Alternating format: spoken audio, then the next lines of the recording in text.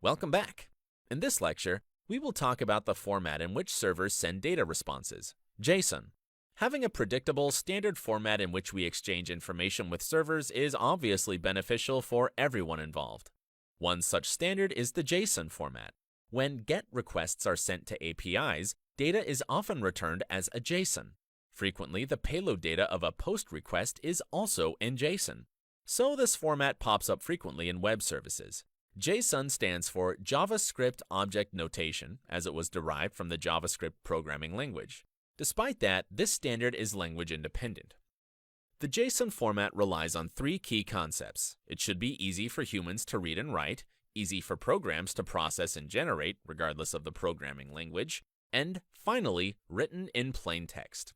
It achieves that by using conventions familiar to almost all programmers, by building upon two structures: dictionaries and lists. A dictionary is a data structure that contains key value pairs surrounded by curly brackets. The unique value of each key is signified after a colon, and the pairs are separated by commas. A list, on the other hand, is a collection of items. It is contained inside square brackets.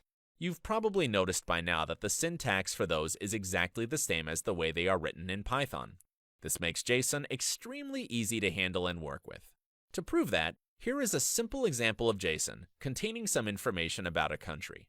It's a dictionary with three keys: country, capital, and continent.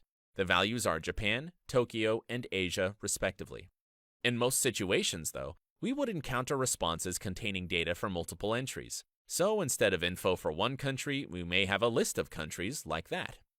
It is common practice to place this list in a dictionary as the value of the key results. Another common parameter is one indicating how many results are inside the list.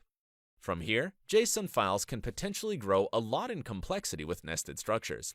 That should not be a problem though, as most times the format would be clearly described in the documentation, and we can always view only specific parts of the JSON file. Alright, we're now ready to begin our journey into the land of APIs. There we will meet requests and JSONs in their natural environment. Hope to see you there. Thanks for watching.